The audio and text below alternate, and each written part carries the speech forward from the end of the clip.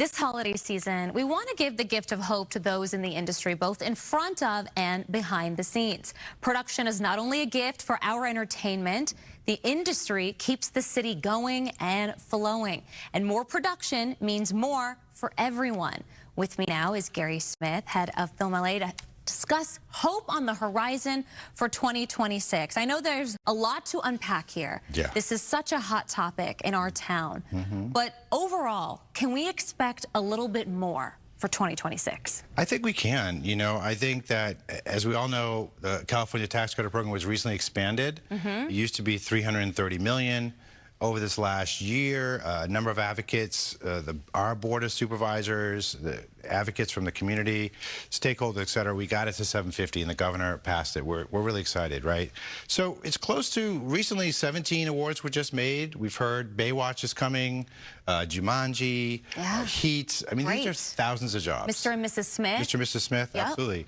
I mean, Baywatch alone is 5,000 jobs. Wow. Right? So that's amazing.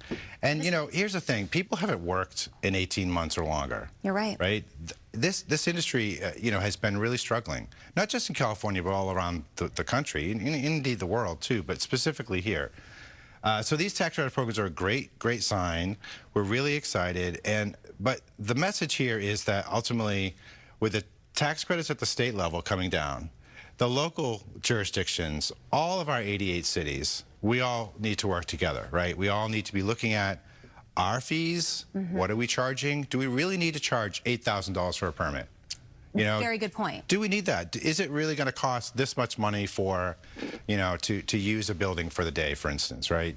So, and then our aligning around our zoning and where there are restrictions, I mean, there's going to be restrictions in terms of use of these properties. Like, we want to protect our beaches, right? We want to protect our parks, right? But at the same time, you know, can we have a conversation? And that's where our office comes in. So Film LA is my contractor. They coordinate all the permits for the county and for 15 other cities, including LA City. And in the LA County Film Office, we oversee all of the procedures, policies, ordinances, anything related to filming throughout the whole region, all the 4,000 square miles of the county, right? So for us, for our angle, we see it from a larger sort of 60,000-foot view, right? If you film somewhere here in an unincorporated area, for instance, right? And then you go over to, I don't know, picking a city, Lancaster, right? We should have similar policies. It shouldn't be so dramatically different to go from one part of the county to another part of the county, and difference in cost, difference in regulation. It shouldn't we need to be on the same page. Same page, right? Yeah, I agree. Same page. We all have the same goals. We want our industry to come back. We want more jobs. Right. What would you say to people watching right now that have maybe worked a handful of days in 2025 that are questioning, should they still live in our city? Should they still pursue their dreams of working in film and television? What is the message that you have for them specifically? Yeah, stay. Okay. Don't go. Okay. You know, we're there, but you know, and we're all working together. I think part of what we were just talking about, there's hope on the horizon. I know a number of folks who are working now and starting to pick up. We've got a bunch of spec scripts that are now being bought. We've probably saw that in the news.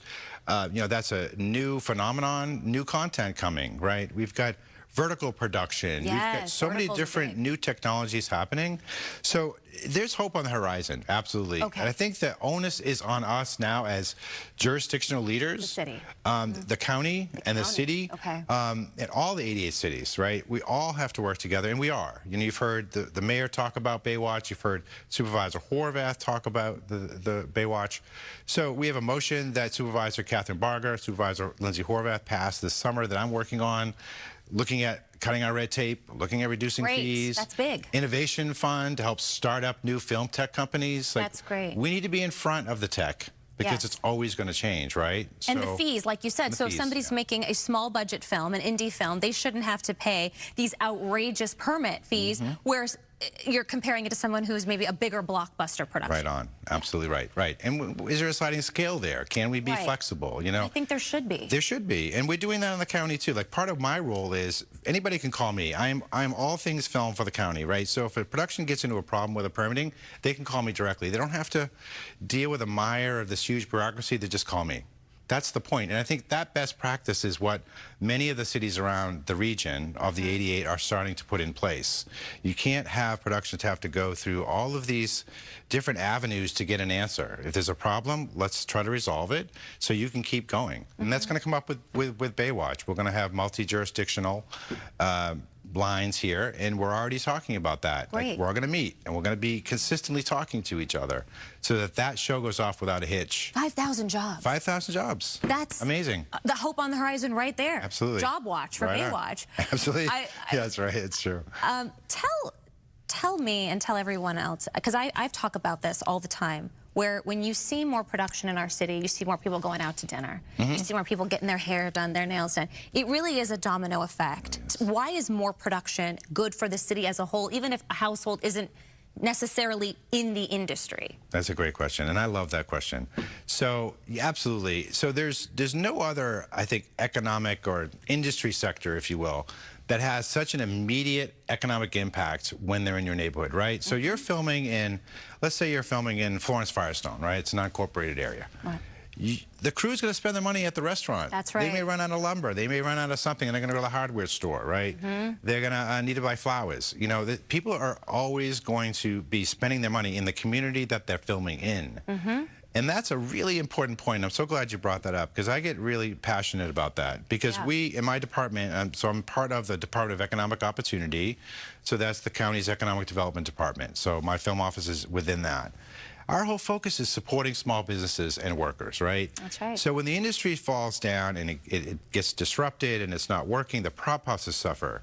The transportation, printers, I mean, you name it, the list is endless. Yeah. Everything, they all lose. And we lost a lot of prop houses during COVID and during the strikes. Right.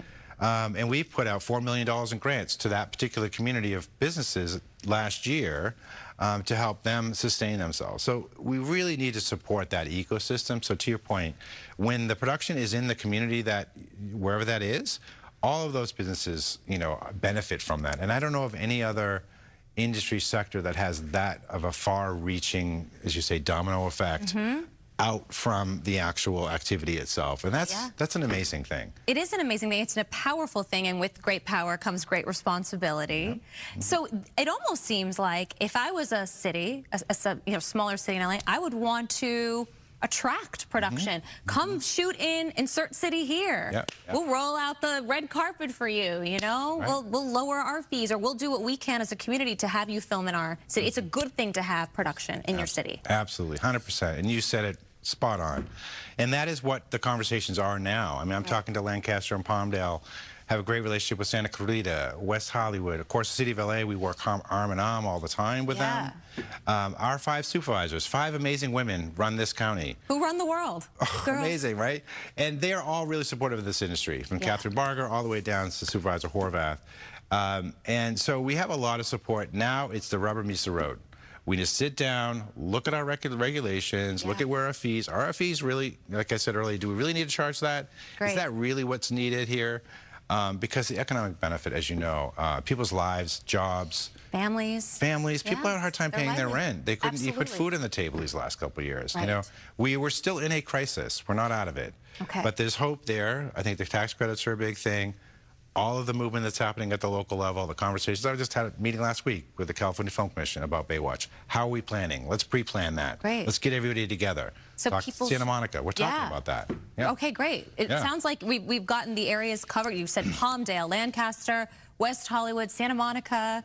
So what is the next step? Should people contact their local unions? Should they, you know, within the industry, let them know, hey, I'm available, I want to work, keep me posted for anything? Where should people go for any updated information? 5,000 jobs, like we mentioned beforehand. And is there a certain month in 2026 that you envision things starting to pick up? Is it spring, maybe? Well, it's about 180 days from the point at which a person gets a tax credit before it sort of becomes active, and then there's pre-planning. So, I mean, it's hard to predict, but I would say probably summertime we're going to start to see some shifts. Baywatch is definitely going to be shooting in the next 6 months or so. So, yeah, absolutely. Keep your eyes open. I mean, I don't have a straight line. I don't have a job hotline for you.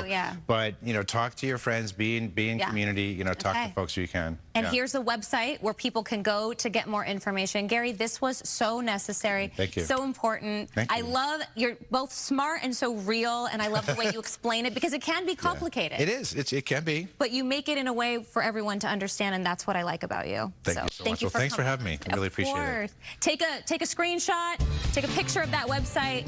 Gary Smith, thank you so much for coming in again. We'll be right back. All right. Thank you. More production in 2026, baby. Absolutely.